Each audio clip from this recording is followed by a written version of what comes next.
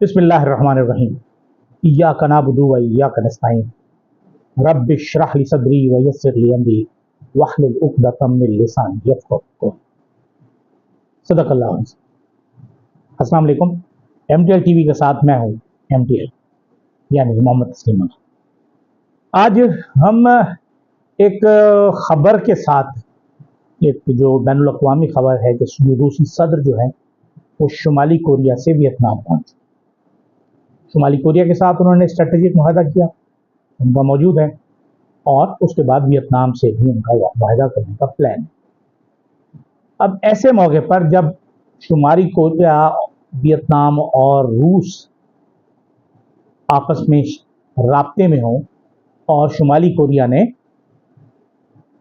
Ukraine के मामले पर रूस के मौक़िफ़ की हिमायत की, तो ऐसी सूरत हाल में ये बात अमेरिका के लिए, खुसूसन जनूबी कोरिया, जापान, जो ये इस इलाके में हैं, उनके मुखालिफ हैं, वहाँ जो एक ब्लॉक मौजूद है अमेरिकन का, वहाँ रशियन ब्लॉक भी तैयार हो रहा है और मुस्तकबिल में एक ताकतवर ब्लॉक की हैसियत से सामने आएगा और काम करेगा। दूसरी तरफ पाकिस्तान में आज ज़ाहिर है इमरान खान पर 2 मुकदमात की समाअत हुई। एक गैर शरई निकाह का केस था और दूसरा 190 मिलियन पाउंड का। तो गैर शरई निकाह का जो केस था उसमें जज साहब जो हैं, एडिशनल सेशन जज, उन्होंने ये सुना आज, क्योंकि खावर मानिका साहब तशरीफ नहीं लाए थे, उनके वकील आए और इस मरतबा फिर एक नए वकील आए। उन्होंने अपना वकालतनामा दाखिल कराया और उन्होंने वक्त मांगा कि मुझे केस की तैयारी के लिए वक्त दिया जाए। उन्होंने वक्त तो ज़्यादा मांगा था, लेकिन अदालत में जज साहब ने कहा कि नहीं, इतना ज़्यादा नहीं मिल सकता, अगर आज आप दलाइल नहीं दे सकते कोई बात नहीं, आज इमरान खान के वकील सलमान अकरम राजा वो अपने दलाइल देंगे। उन्होंने दलाइल दिए, जिसमें जो एक बुनियादी नुक्ता था वो था शरई अदालत का फैसला, इस्लामी शरई अदालत का, और वो चूँकि फैसला मुफ्ती तकी उस्मानी का लिखा हुआ है, लिहाजा मुफ्ती तकी उस्मानी के फैसले को इस तरह कोई जज पाकिस्तान में, और उसका ताल्लुक अगर शरीयत से है, तो कोई उस पर उंगली नहीं उठा सकता, रायज़नी कम अज़ कम आम जज नहीं कर सकता। तो बहरहाल उसमें चूँकि वो ज़्यादा टाइम मांग रहे थे खावर मानिका के वकील, तो जज साहब ने कहा कि मैं आपको ज़्यादा टाइम तो नहीं दूंगा। पीर का वक्त मांगा गया जनाब इमरान खान के वकील की जाने से, लेकिन उन्होंने कहा कि पीर को हम दूसरी समाअत कर रहे हैं, तो मंगल 25 तारीख का ये वक्त मिला और इंशाल्लाह ये समाअत 25 तारीख को होगी। दूसरा 190 मिलियन पाउंड का था, वो जो धोखेबाजी से इमरान खान ने पैसे 190 मिलियन खा लिए हैं, वो ज़ाहिर है अभी तक पाकिस्तान के ख़जाने में नहीं आए और वो चोरी हो गए हैं। उसके लिए हमारी एजेंसियां जो हैं वो पीछे लगी हुई हैं। अजीब हमारे लोग हैं, अजीब हमारी एजेंसियां हैं कि या तो इनकी समझ में कुछ नहीं आता। पैसा मलिक रियाज का गया सुप्रीम कोर्ट में जुर्माने की सूरत में, और केस चला इस पर इमरान खान।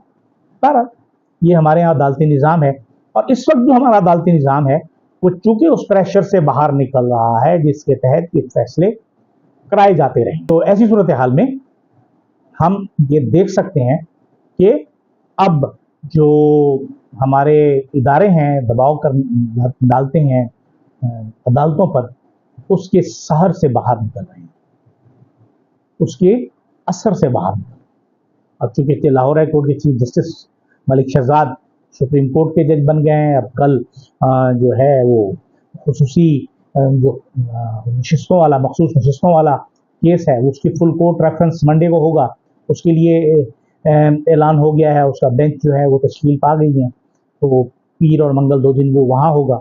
अब देखें उसमें क्या फैसला आता है, क्या वो सीटें उनको मिल सकती हैं, नहीं मिल सकती। तो एक ड्रामा है। बहरहाल हमने तो अपने प्रोग्राम में बिल्कुल शुरू में एक प्रोग्राम में कहा था कि जिसने एक सीट जीती है केपी की असम्बली में, उसे 2 मखसूस नशिस्तें मिल जाएंगी, जिसे 2 नशिस्तें जीती हैं उसे 4 नशिस्तें मिल जाएंगी। यानी अजीब बेवकूफ़ों वाले काम हमारे यहाँ इलेक्शन कमीशन ने किए भी और किसी ने उससे करवाए भी। और हमारे राजा सिकंदर जमान साहब ने जो कुछ किया है इस मुल्क के साथ खिलवाड़, इनकी तो जगह पाकिस्तान में अगर कोई है तो वो जेल है।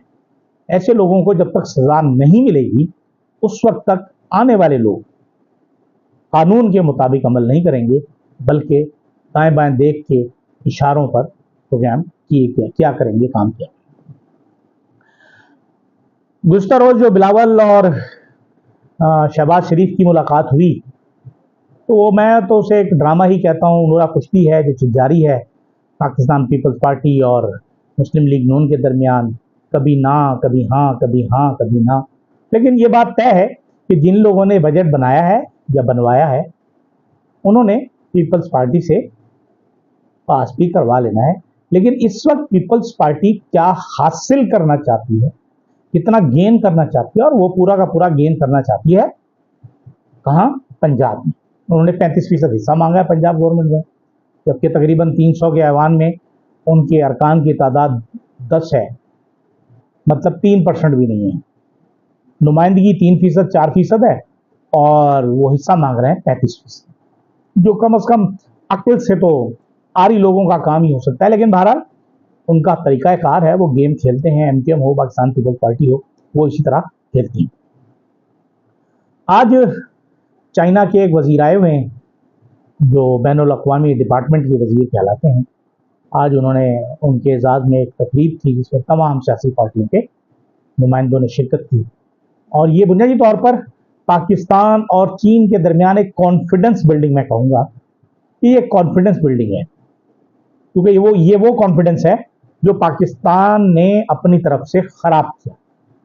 चीन ने पाकिस्तान की हमेशा मदद की, अखलाकी, माली, फौजी, लेकिन पाकिस्तान में जो हमारे हुक्मरान हैं उन्हें आदत हो गई है कि ये डबल क्रॉस करते हैं, अमेरिका को भी डबल क्रॉस करते हैं, चाइना को भी डबल क्रॉस करते हैं, दाएं बाएं हर जगह से।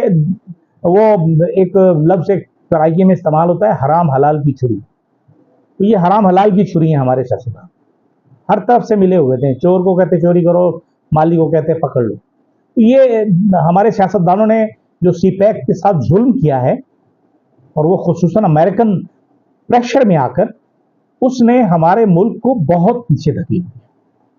कहने को तो ये गेम चेंजर था।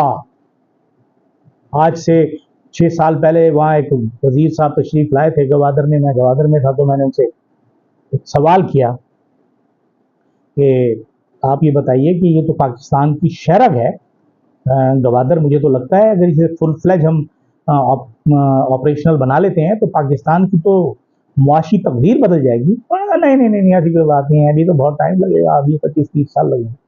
अगर एक वजीर, वफाकी वजीर, पोर्ट्स एंड शिपिंग के वफाकी वजीर ये इस लेवल के पैगामात दे रहे हों तो क्या होगा? इसका मतलब हमें हुकूमत की पॉलिसियों में कोई तसलसल नहीं है, कोई दिलचस्पी नहीं। वो कतई नहीं चाहते कि पाकिस्तान तरक्की करे, ये रोल ओवर करना चाहते, बस कर्जा रोल ओवर हो जाए, चीन जो है माफ़ कर दे, अगले 3 साल बाद ले ले, 2 साल बाद ले ले। तो जनाब 2 साल बाद लेगा तो सूद भी तो बढ़ेगा। अब आप फेज 2 में जा रहे हैं,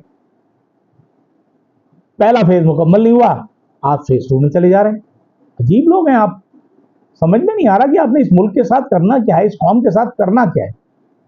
और मैं तो ये कहता हूं कि वो लोग जो इनके साथ, इनको पीछे सपोर्ट कर रहे हैं, आज सपोर्ट कर रहे हैं, वो इस मुल्क के सबसे बड़े मुजरिम हैं, जो ये जानते हैं कि इन लोगों ने मुल्क को तबाह किया है, बर्बाद किया है, लेकिन वक्ती फायदे या जाती पसंद नापसंद की वजह से ये उनको सपोर्ट कर रहे हैं। एक छोटी सी मिसाल है, जो बिजली घर है, कैपेसिटी चार्जेस देने की वजह से हमारे बिजली घरों की जो है वो हमारे बिजली के यूनिट्स की जो कीमत है वो इतनी हद तक बढ़ गई है कि अब आम आदमी बिल देने का सोच भी नहीं सकता, वो कहां से देगा बिल। आम आदमी मर रहा है, खुदकुशियां कर रहे हैं। लेकिन नहीं, इन्होंने तो कैपेसिटी चार्जेस के मुआहदे कर लिए उस वक्त, क्योंकि ये इनके खानदानों के और इनके फ्रंटमैन के हैं। तो अगर खानदानों में ही काम होगा, पैसे तो इनको मिलने हैं ना। एक बिजली घर बंद पड़ा हुआ है लेकिन कैपेसिटी चार्जेस में उसे पैसे मिल रहे हैं, मजा आ रहा है उसे क्या लगे, हेंग लगे ना फिटकरी, और रंग भी चोखा आए। इजाजत दीजिए, अल्लाह हाफिज।